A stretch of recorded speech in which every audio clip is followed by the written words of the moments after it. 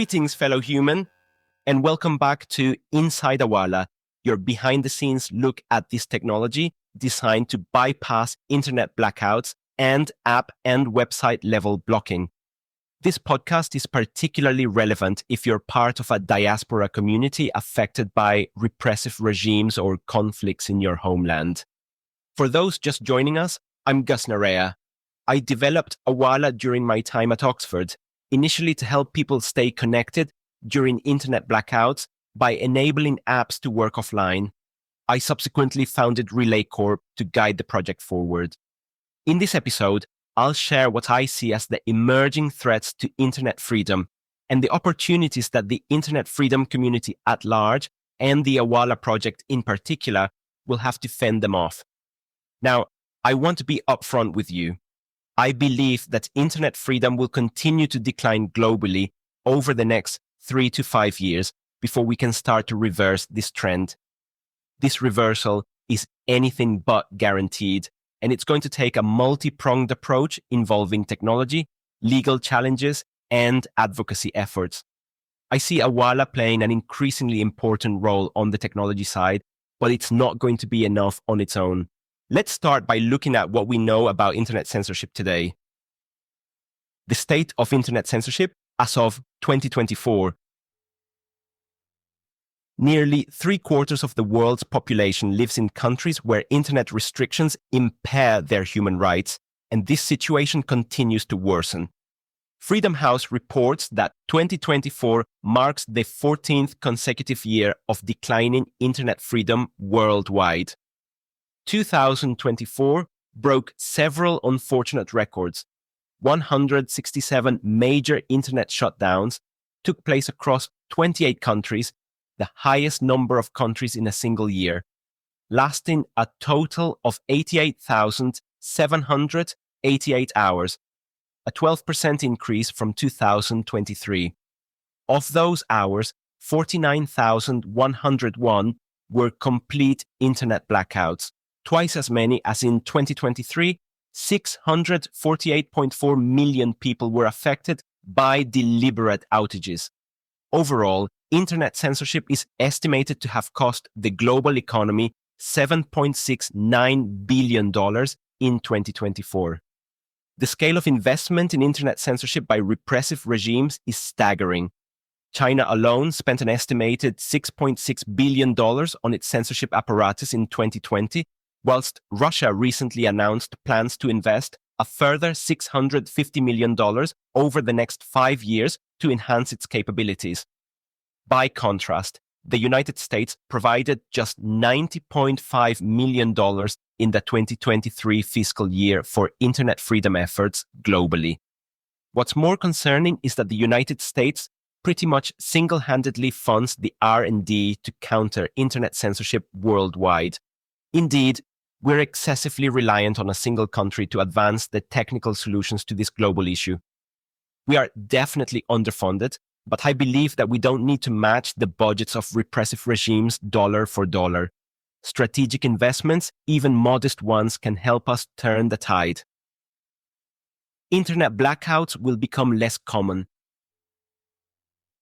Internet blackouts have been steadily increasing year after year when measured by their duration. Despite this trend, I predict that government-sponsored internet blackouts will eventually become a thing of the past due to increasing reliance on the internet, their massive economic impact, and most importantly, the growing adoption of technologies and policies that will splinter the internet instead. I think that the only exception to this will be North Korea for the foreseeable future. Having said that, I do think that we'll see a growing number of conflicts, like the wars in Gaza and Tigray, where adversaries will cut off civilians from the internet. Additionally, climate change is likely to exacerbate conditions like resource scarcity, food insecurity, and mass displacement that historically lead to conflict. In this context, Awala remains a crucial tool, but the stakes are significantly higher than with politically motivated blackouts. Whilst political censorship primarily threatens civil liberties, conflict zones put Awala users and couriers at direct physical risk as they attempt to maintain communications across battle lines or through dangerous territory. The consequences of discovery or interception could be catastrophic, potentially fatal. Splinternets will thrive. A splinternet is when a country deliberately isolates its portion of the internet from the global network to force citizens onto domestic, state-controlled apps and websites. The extent of this isolation varies greatly. As of late 2024, China and Myanmar sit at one extreme with highly isolated networks, whilst Iceland stands at the opposite end with virtually no isolation. And even in China's case, what we observe today is merely the tip of the iceberg. The Cyberspace Administration of China, which is responsible for the Great Firewall, continuously experiments with new isolation techniques, carefully calibrating how much control they can exert before triggering significant public pushback or economic consequences. I believe artificial intelligence, or AI, is going to accelerate this splintering of the internet, as it will give governments powerful new tools to counter VPNs and other circumvention technologies, whilst also enabling them to create compelling domestic alternatives to Western services like YouTube and Facebook. There are broadly two approaches to circumventing national firewalls like China's Great Firewall. The first uses proxyless tools on your device, such as Intra by Google Jigsaw, which essentially trick the firewall into allowing access to forbidden services. Whilst the firewall can still monitor the traffic, it lacks the capability to block it. This approach has proven particularly effective in Iran and other countries. However, I believe that within 3 to 5 years, AI-assisted software development combined with modern hardware will enable sensors to rapidly identify and patch the vulnerabilities that these tools exploit. At that point, proxyless tools will likely only remain viable against the most basic national firewalls, and even those will eventually catch up. The second approach uses tools like VPNs and Tor that act as middlemen between you and the services you want to access, which route your internet traffic through servers to obscure which banned services you're accessing from the firewall. Sensors already work to discover the techniques used to hide this proxy traffic, known as obfuscation techniques, and to identify and enumerate the proxy servers themselves, but AI will dramatically accelerate both of these capabilities. Using AI to identify the exploited holes will be particularly easy with open-source circumvention tools. In fact, as part of my research into the state-of-the-art in circumvention techniques whilst designing the Awala VPN last summer, I used AI to survey the obfuscation techniques employed by open-source circumvention apps. You would think that, being open source, the technical details of their obfuscation techniques would be readily available, but they are not in many cases. Fortunately, I was able to get Google AI Studio to analyze their source code and identify the techniques used, taking less than 2 minutes per tool. Unfortunately, China, Russia, and others can do this too, and these days you do not even need proprietary American AI to do it. As I am recording this, DeepSeek version 3, a new open source language model from China, is beating frontier models on coding benchmarks. To be clear, I'm not advocating for closed source circumvention technologies. That would be short-sighted. Closed source tools simply offer the illusion of security, but the holes they exploit can still be observed from the outside, and AI can still expedite their discovery. If anything, I'm advocating for source-available tools and more transparency around obfuscation techniques. I designed the Awala VPN for this dystopian future, and apart from making its source available, I also published its detailed technical design because I firmly believe in its ability to circumvent the national firewalls of the future, but only by remaining extremely transparent about its obfuscation techniques. Circling back to the server enumeration threat I mentioned earlier, I am deeply concerned that this enumeration capability may effectively spell the end of free proxy-based circumvention tools, unless we achieve a breakthrough that allows us to share server addresses exclusively with legitimate users whilst keeping them away from repressive regimes. I feel this is a field of research that isn't getting the attention it deserves. To the best of my knowledge, only the Tor project is actively working on this, and they recently released a new system to distribute their server addresses called RDCs. Simply put, this system considers the reputation of a user requesting a server address, for example, the age of their Telegram account, and only shares an address with them if they're deemed to have a good reputation. I believe this is a step in the right direction, but I'm not sure it's going to be enough to counter the capabilities that censors will acquire in the coming years. China offers a glimpse into a future where free circumvention services, including VPN services with free tiers, have largely been rendered ineffective. Today, Chinese residents must generally rely on premium VPN services or self-hosted VPN servers to reliably access the global internet. Alternatively, many resort to underground airport services, proxy-based tools operated within China that offer much faster speeds at a lower cost than foreign circumvention services. However, these domestic services lack basic privacy protections and may be subject to state surveillance. Beyond blocking circumvention tools at the network level, repressive regimes will likely intensify their efforts to compromise devices themselves. From China's mandatory spyware to North Korea's controlled device supply chain, these regimes are increasingly focused on neutralizing circumvention technologies before they even reach the network. However, all these technical considerations about circumvention technologies may ultimately prove irrelevant in the face of a more fundamental challenge: the diminishing desire to access the global internet in the first place. China's approach demonstrates this vividly. They've built a parallel digital universe where domestic services are so polished and feature-rich that citizens have no reason to look elsewhere. The network effects are particularly powerful. With most Chinese speakers worldwide using these platforms, there's little incentive to venture beyond them.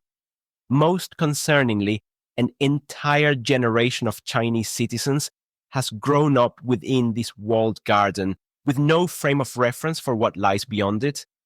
By making the domestic internet ecosystem not just adequate but genuinely appealing, China has achieved what censorship alone never could.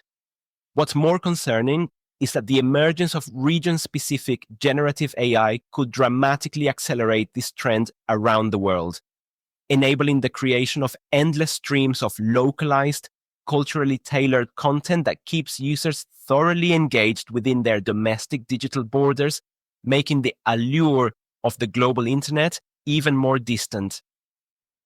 Uncertainty in the free world. Perhaps most troubling is how internet freedom faces erosion from within the very democracies meant to champion it. The so-called free world increasingly betrays its own principles, actively undermining the digital liberties it claims to protect. Consider France and Spain, both members of the Freedom Online Coalition, a group dedicated to promoting internet freedom, actively pursuing internet censorship within their own borders. France recently blocked TikTok in New Caledonia, whilst Spain continues its efforts to block abortion-related websites. Meanwhile, the European Union pushes forward with legislation that would effectively break end-to-end encryption, a cornerstone of digital privacy and freedom. Most striking of all is India, the world's largest democracy, which has earned the dubious distinction of being the global capital of internet shutdowns, deploying this blunt instrument of digital control more frequently than any other nation. I'm also watching with deep concern the spread of age verification legislation across numerous states in the US. This has already led major pornography websites to block access in those states. Predictably, residents are now turning to VPNs to circumvent this censorship, on American soil no less. This raises a troubling question. How will these states respond? Will they attempt to implement state-level firewalls? Equally concerning is the uncertainty surrounding a second Trump presidency's impact on internet freedom. The topic has been notably absent from campaign discussions and policy debates, making it impossible to anticipate the administration's likely stance. Whilst I don't anticipate major shifts in 2025, the subsequent years remain a complete unknown. As a European, I really wish that this uncertainty will push the EU and the UK to put our money where our mouth is and start providing adequate funding for internet freedom efforts. This is, after all, a global issue. AI for internet freedom. AI represents not just a threat, but also a tremendous opportunity for internet freedom. Beyond the widely discussed productivity gains in software development, which I'm certainly experiencing firsthand, there are several other advantages we can leverage. Take funding requests for internet freedom initiatives, which, as discussed in the previous episode, can take up to a year in my experience. AI could potentially expedite this process by helping both requesters and funders analyze proposals against funding parameters more efficiently. Whilst I would not recommend this approach today, having experimented with local models that can run on personal laptops without external communication, which is crucial given the sensitivity of funding proposals, I'm optimistic that by year's end, we may have sufficiently capable local models to handle this task responsibly. Moreover, as previously mentioned, AI's potential in outreach and marketing is particularly valuable for internet freedom projects, especially in bridging cultural and linguistic barriers to reach diverse communities worldwide, at least for widely spoken languages. Communities using lesser spoken languages may not benefit from this yet, unless somebody trains language models specifically for those languages. And with that, we've reached the end of not just this episode, but also Season 0 of Inside Awala. Thank you so much for sticking around. Your interest and support mean the world to me. This season has been all about catching you up on what we've built with Awala and Letro, and our plans to get this technology into the hands of those who need it most. Season 1 will take you along on that journey as we work to make this vision a reality. If you've enjoyed the show so far, I'd really appreciate it if you could take a moment to rate and review it on your podcast platform of choice. And I'd love to hear what topics you'd like me to cover in Season 1. Feel free to leave a comment or review with your suggestions. I'll be taking a couple of months off from the podcast to focus entirely on Awala development, but I'll be back in early March with Season 1. I can't wait to share the next chapter of this story with you. Until then, take care.